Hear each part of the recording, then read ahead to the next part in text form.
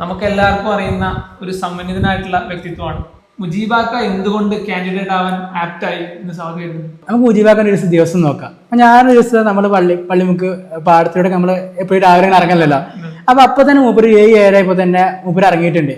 പിന്നെ ഇങ്ങനെ നമ്മൾ ശ്രദ്ധിക്കുമ്പോൾ ഒരു 9 പിന്നെ ജോലിക്ക് പോകുന്നു. പിന്നെ ആ ജോലിയൊക്കെ കഴിഞ്ഞിട്ട് വീണ്ടും 4:30 അവരെന്നെ ചെയ്തുമ്പോൾ ആ ഒരു സൊസൈറ്റിയുടെ കീഴിലുള്ള അവിടെ ഓൺലൈൻ സേവനങ്ങളും എന്ത് സേവനങ്ങളും അത് ഓൺലൈനായിട്ട് പള്ളിമുക്കാർക്ക് അറങ്കരക്കോ അല്ലെങ്കിൽ പൂക്കോട്ടുക്കോ പോകേണ്ട ഒരു ആവശ്യമില്ല. മുജീബാക്കാനെ വിളിപ്പുറത്താണ് ആള്. വിളിപ്പുറത്ത് നേരെ ഡിജിറ്റലി തിരിച്ചയച്ചു കൊടുക്കുന്നു.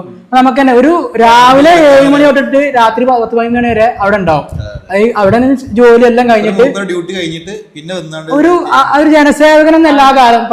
ഞാൻ എന്റെ ഒരു അറിവ് 10 കൊല്ലത്തിലധികമായിട്ടുണ്ട്. മുജീബാക്കാന്റെ സ്ഥാനാർത്ഥിത്വം മുസ്ലിം ലീഗ് പ്രഖ്യാപിച്ചപ്പോഴും അതിനെ കൊണ്ട് ഒരാഴ്ച അധികം എനിക്ക് തോന്നുന്നത് എതിരാളികൾ ഇല്ലായിരുന്നു എന്നതൊക്കെ അങ്ങനെയൊക്കെ അതൊക്കെ നമ്മൾ കേട്ട പോലെ എനിക്കറിയില്ല. ഞാനിപ്പോ ഇവിടെ അങ്ങനെ നാട്ടിലങ്ങനെ ഉണ്ടാകലൊന്നുമില്ല. അപ്പൊ ഞാൻ അങ്ങനെ കേട്ടിരുന്നു എതിരാളികളില്ല. ഒരു കൺഫ്യൂഷൻ ഉണ്ടായിരുന്നു എതിർ പാർട്ടിക്ക് ആരെ കാൻഡിഡേറ്റ്, കാരണം തോൽക്കാൻ വേണ്ടിട്ട് ഇപ്പൊ നിക്കാന്നുള്ള പള്ളിമക്കാർക്ക് വിഷയമുള്ള കുറച്ച് ഏരിയ, കുടിവെള്ള പദ്ധതിയിലുള്ള കുറച്ച് വിഷയമുള്ള ഏരിയ ആയിരുന്നു. അതും ഈ സൊസൈറ്റി ത്രൂ ആണ് ചെയ്തു കൊടുത്തിട്ടുള്ളത്, അത് പരിഹരിച്ചു കൊടുത്തിട്ടുള്ളത്. പക്ഷെ എന്താ പറയാ, ഈ പറഞ്ഞ പോലെ അത് ഇവിടെ പറയണ്ട എന്നുള്ളൊരു സാധനമാണ്. അത് പറഞ്ഞിട്ടില്ലെങ്കിൽ എങ്ങനെ പള്ളിമുക്കിന് മേജറായിട്ട് വികസനം കൊടുത്ത ആ ഒരു സൊസൈറ്റി അല്ലെങ്കിൽ ആ സൊസൈറ്റി ലീഡ് ചെയ്യുന്ന മുസ്ലിം ലീഗ് ആണല്ലോ. അപ്പം അത് നമ്മൾ പറയാണ്ടിരിക്കാൻ കഴിയില്ല. കാരണം 2 കുടിവെള്ള പദ്ധതികളാണ് കൊടുത്തിട്ടുള്ളത്, 2 നാടുകളെ അങ്ങനെ കാര്യങ്ങൾ കൊടുത്തിട്ടുണ്ട്. പിന്നെ ബാക്കി കുറെ സേവനങ്ങൾ നമ്മൾ എല്ലായിടത്തും വരച്ച് കുടിവെള്ളം തന്നെ പറയും. മനുഷ്യന് വെള്ളം കൊടുക്കുക എന്നുള്ള കാര്യത്തില് അതിൽ നമ്മൾക്കൊന്നും പറയാ ഇല്ല. ഇതാണ് പള്ളിമുക്കിന്റെ ഒരു ഓവറോൾ.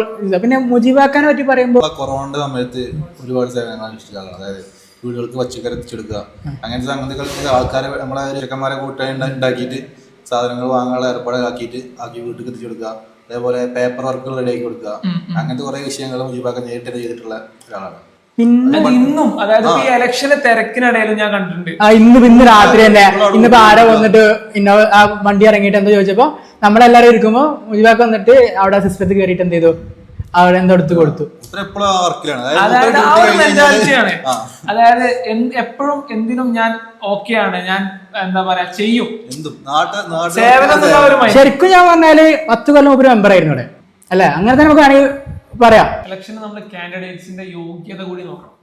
ഇപ്പം നിലവിലുള്ള 2 കാൻഡിഡേറ്റ്സ്, നമ്മുടെ മുജീബാക്കയാണെങ്കിലും എതിർ സ്ഥാനാർത്ഥിയാണെങ്കിലും, ഇവരുടെ വിദ്യാഭ്യാസ യോഗ്യതയും അവർ സമൂഹത്തിൽ ഇടപെടുന്ന രീതിയും അവർ കൊണ്ടുവന്ന മാറ്റങ്ങൾ, സമൂഹത്തിൽ എന്തെല്ലാം മാറ്റങ്ങൾ കൊണ്ടുവന്നു എന്നുള്ളത് കൂടിയൊക്കെ നമ്മൾ ചർച്ച ചെയ്യണം. അപ്പൊ മുജീബാക്കാന്റെ ഒരു വിദ്യാഭ്യാസം പറയുകയാണെങ്കിൽ എനിക്ക് തോന്നുന്നു മുജീബാക്ക ഒരു ഗ്രാജുവേറ്റ് ആണുള്ളത് അല്ലെ. ഈ ഗ്രാജുവേറ്റ് എന്നുള്ള സാധനം എങ്ങനെയാണ് ഒരു പ്ലസ് ആയിട്ട് മാറുന്നത്? ഇപ്പോഴത്തെ തലമുറക്ക് ഇപ്പൊ നമ്മളെ പഞ്ചായത്തിൽ തന്നെ എടുത്തു നോക്കുക. നമ്മളെ പഞ്ചായത്തിൽ മുസ്ലിം ലീഗിന്റെ കാൻഡിഡേറ്റ്സ് ഒക്കെ യൂത്താണ്, വളരെ ഒരു 90% യൂത്ത് എന്ന് വേണമെങ്കിൽ പറയാം.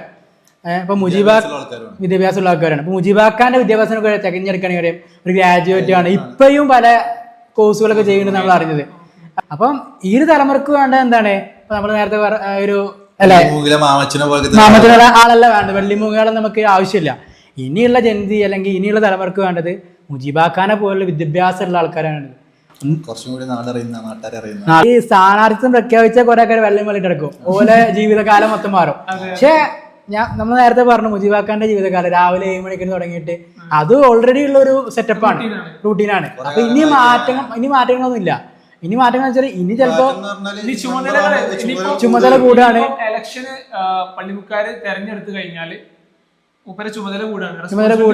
പക്ഷെ ഓൾറെഡി ഉള്ള എക്സ്പീരിയൻസ് ആളാണ്. ആദ്യമായിട്ട് ഒരു സർവീസ് രംഗത്തേക്ക് ഇറങ്ങല, പൊതുസേവനത്തിന് വേണ്ടിട്ട് ഇറങ്ങുന്ന ആളല്ല. ആദ്യം മുതലേ പരിചയമുള്ളത് കുറെ കാലങ്ങളായിട്ട് ചെയ്തുകൊണ്ട്